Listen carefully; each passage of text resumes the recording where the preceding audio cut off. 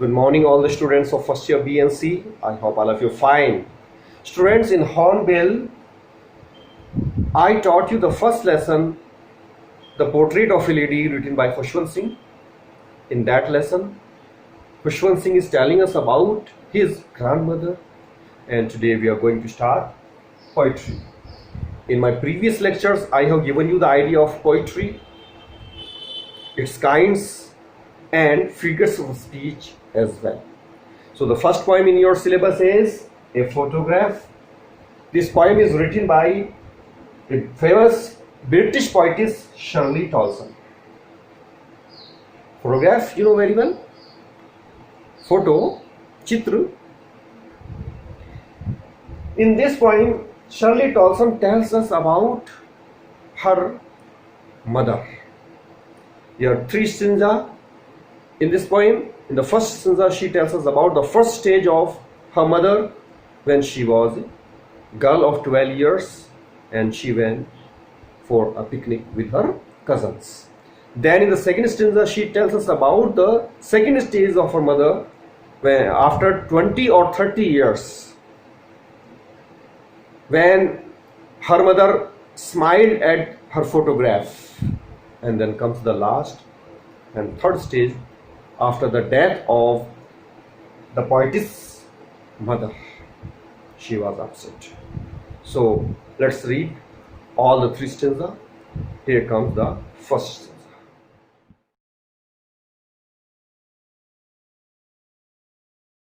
Here is the first stanza of this poem, a photograph. The cardboard shows me how it was when the two girl cousins went peddling. Cardboard एक गत्ते का board होता है. shows me मुझे दिखाता है. ये cardboard का यहाँ पे यूज क्यों किया गया है? पहले के वक्त में जो फोटोज होते थे उनको कार्डबोर्ड पे चिपका दिया जाता था और ये दीवार पर टंगा दिया जाता था. और दूसरी इसके पीछे सिंबॉलिक मीनिंग भी हो सकता है कि कार्डबोर्ड पे लगा हुआ जो फोटो है मम्मी का, शर्ली टॉल्सन की, अब चूंकि वे इस दुनिया में नहीं है तो अब वह उसके लिए फोटोग्राफ सिर्फ कार्डबोर्ड के समान रह गया. तो कार्डबोर्ड शोज मी, तो वह कार्डबोर्ड मुझे दिखाता है how it was when the two girl cousins, कि कैसा था जब दो लड़कियां, और लड़कियां कौन थी? कजन्स यानी चचेरी बहनें. व्हेन पेडलिंग, पेडलिंग का मतलब होता है जब आप समंदर के किनारे हल्के पानी में नंगे पैर चलते हैं. तो उस फोटोग्राफ में शर्ली टॉल्सन की जो मदर है वो दिखाई दे रही हैं और वो अपनी दो कजन्स के साथ में है, नंगे पैर समंदर के किनारे घूम रही हैं. Each one holding one of my mother's hands. Each मैंने प्रत्येक, होल्डिंग मीन्स पकड़े हुए हैं, one of my mother's hand, मेरी मम्मी के एक एक हाथ को, यानी एक हाथ एक बहन ने पकड़ा हुआ है और दूसरा हाथ दूसरी बहन ने पकड़ा हुआ है. And she the big girl, और वह जो बड़ी लड़की थी, यानी जो शर्ली टॉल्सन की जो मदर है उनमें तीनों, उन दोनों बहनों में बड़ी थी, सम 12 years और सो, वो लगभग 12 वर्ष की रही होंगी. And the three stood still, और तीनों शांत खड़ी हुई थी. स्टिल मीन्स शांत. To smile through their hair, smile मुस्कुरा रही थी, और मुस्कुरा कहाँ से रही थी? थ्रू देयर हेयर, अपने बालों के बीच में से. अर्थात उस दिन ये विंडी डे था, हवा चल रही थी और हवा से उनके बाल बिखर रहे थे, उनके बाल उनके चेहरे पर पड़े हुए थे. तो बालों के बीच में से वे मुस्कुरा रही थी. किसके ऊपर मुस्कुरा रही थी? एट द अंकल, अंकल के ऊपर, विद द कैमरा, कैमरे के साथ. तो मेरी मदर और उनकी दोनों बहनें अपने अंकल पर मुस्कुरा रही थी जिन्होंने कैमरा पकड़ा हुआ था, जो उनका फोटो ले रहे थे. ए स्वीट फेस, एक बहुत ही मधुर चेहरा था माई मदर्स, मेरी मम्मी का. That was before I was born, और ये चेहरा, ये जो फोटोग्राफ है, ये उस समय का था जब मैं पैदा भी नहीं हुई थी. ये शर्ली टॉल्सन की मदर की बचपन की बात है, बचपन की स्टेज है जब वे सिर्फ 12 वर्ष की थी. And the sea which appears to have changeless, और समंदर जो कि प्रतीत होता है टू हैव चेंज, बदला हुआ, लेस मैंने बहुत कम. तो समंदर जो है बहुत ही कम बदला हुआ प्रतीत होता है. अर्थात समंदर जो है, जो एक नेचर की चीज़ है, तो नेचर बहुत कम बदलती है. यहाँ पे सिंबॉलिक अर्थ है। वॉश दियर टेरिबली ट्रांजिट फीट, वॉश मैंने धो रहा था, दियर मैंने उनके, टेरिबली मैंने जोर से, यानी बहुत लहरें बड़ी जोर से चल रही थी, ट्रांजिएंट फीट उनके, ट्रांजिट मीन्स शॉर्ट लिव, यानी जो थोड़े समय के लिए बन जाते हैं, ऐसे कदमों के निशान, समंदर के किनारे पर रेत में जो कदमों के निशान थोड़े समय के लिए बन जाते हैं उनके लिए ट्रांजिएंट फीट यूज किया गया है।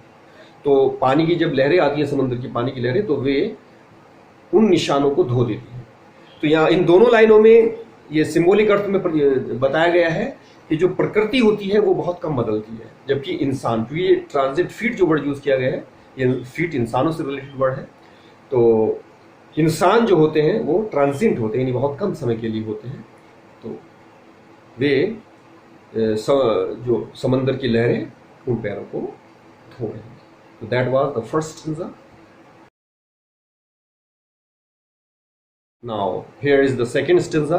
Some 20-30 years later, कुछ 20 या 30 वर्षों के बाद, अभी एग्जैक्ट पोइटिस को याद नहीं है, तो गैस किया है कि 20 या 30 वर्षों के बाद, she had laughed at the snapshot, वे हंसती थी अपने इस फोटोग्राफ पर, यानी अपनी मम्मी के बारे में बता रही हैं कि मेरी मम्मी इस फोटो को देखकर हंसा करती थी और कहती थी सी बेटी एंड डॉली, देखो बेटी एंड डॉली को। तो बेटी एंड डॉली कजन्स का नाम है, पोइटिस की जो मदर है उनकी कजन्स का नाम है।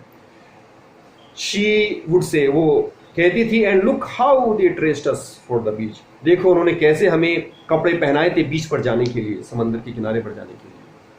तो इन चीज़ों पर वो मुस्कुराती थी, हंसती थी। The C holiday was her past, वो समंदर की जो पर बिताई जाने वाली जो छुट्टियां हैं वो उनके लिए क्या था, पास्ट था, और माइन इज हर लाफ्टर, और मेरे लिए उनकी वो हंसी जो है वो पास्ट है, वो भूतकाल बन चुकी है। तो अब से 20 या 30 साल, अब से कुछ समय पहले जब उनका ये फोटोग्राफ खींचा था, उसके 20 या 30 साल के बाद वो हंसा करती थी इस फोटोग्राफ पर। तो यहाँ पर दोनों चीज़ें पास्ट में हैं। वो मदर जो है वो अपने पास्ट पर हंसा करती थी, और उनकी जो वो हंसी थी वो मेरे लिए पास्ट बन चुकी थी। Both rise with the laboured ease of lows, both rise, वो जो उनकी मुस्कुराहट है दोनों की, यानी पोइटिस की भी और पोइटिस की मदर की भी, वो राय ऐंठ गई थी विद द लेबर, उस परिश्रम से, ईज ऑफ लोज, जो वो ईज मैंने कंफर्ट देना, आराम पहुंचाना, ऑफ लोज, इस हानि के ऊपर। तो जो हानि हो चुकी थी, दोनों को हानि हो चुकी थी, दोनों को नुकसान हो चुका था। ये जो पोइटिस हैं उनकी मदर का लॉस क्या था कि उनका जो पास्ट है, उनका जो भूतकाल है, जब वो हॉलीडे मना रही थी वो बीत चुका था। और पोइटिस का जो लॉस है वो क्या है कि वो जो हंसी थी, जो मुस्कुराहट थी उनकी मदर की, वो अब नहीं थी, वो खत्म हो चुकी थी, क्योंकि वो मर चुकी थी। तो इस तरह से उस हानि के ऊपर दोनों की दोनों, यानी उसकी मदर अपने समय में और ये पोइटिस अब क्या कर रही थी, बड़े परिश्रम के साथ उस हानि के ऊपर जो उनके हानि हुई थी उसके ऊपर वो अपने आप को आराम पहुंचा रही थी, सांत्वना दे रही थी। तो सांत्वना के कारण उनकी जो मुस्कुराहटें हैं वो राय हो चुकी थी, ऐंठ चुकी थी। तो this was the second stanza. इसमें आप देखिएगा लास्ट जो लाइन है, लेबर्ड ईज, लेबर्ड मीन्स परिश्रम करना, और परिश्रम से इंसान थकता है, जबकि ईज ये सांत्वना देना या आराम मिलना, कंफर्ट मिलना, ये इसका अपोजिट है। तो ऐसा कौन सा फिगर्स ऑफ स्पीच है जहां पे दो अपोजिट वर्ड्स यूज किए जाते हैं? Remember, yes, that is oxymoron. तो आपको फिगर्स ऑफ स्पीच इसीलिए मैंने पहले ही बताए थे, ताकि आप जब भी पॉइंट पढ़ेंगे तो आपको फिगर स्पीच की पहचान हो जाए, आप उसमें से फिगर्स ऑफ स्पीच को पिक आउट कर सकें। Okay, now come to the third stanza now.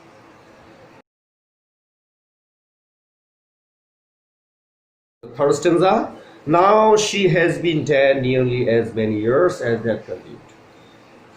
अब वह मर चुकी, यानी शर्ली टॉल्सन की जो मदर हैं उनका देहांत हो गया है, और नियरली लगभग एज मैनी ईयर्स, उतने ही वर्ष हो गए हैं एज द गर्ल लिव्ड, जितने की उस समय जब वो लड़की थी, जब फोटोग्राफ उसका खींचा था, जो आयु उसकी उस समय, अर्थात 12 ईयर्स। तो लगभग 12 वर्ष गुजर चुके हैं उनकी मम्मी को स्वर्गवासी हुए। एंड ऑफ दिस सर्कमस्टेंसेस, और ये जो परिस्थितियां हैं, यानी उनकी मृत्यु की बात की जो परिस्थितियां हैं, देयर इज नथिंग टू से एट ऑल, अब कहने के लिए कुछ भी नहीं बचा है। इट्स साइलेंस साइलेंसेस, इसका जो साइलेंस है, यानी जो चुप्पी है, वो साइलेंसेस, चुप कर देता है। यानी ये परिस्थितियां इस तरह की हो गई हैं कि अब कुछ भी नहीं कहा जा सकता, और खुद चुप्पी ने ही मुझे चुप कर दिया है। तो यहाँ पर अगर कोई भावना या कोई निर्जीव वस्तु सजीवों के जैसे काम करता है, तो वहाँ कौन सा फिगर स्पीच होता है? Yes, personification. तो साइलेंस क्या काम कर रहा है? साइलेंस कर रहा है, यानी जो चुप्पी है वही चुप कर रही है मुझको कुछ और कहने के लिए। तो मदर के बारे में और कुछ नहीं कहा जा सकता। तो that's all about the first poem, a photograph. So I hope you have understood everything. अगर आपको अभी भी इसमें कोई प्रॉब्लम होती है तो you can ask me at my personal, और you can write comment. All the very best, see you tomorrow.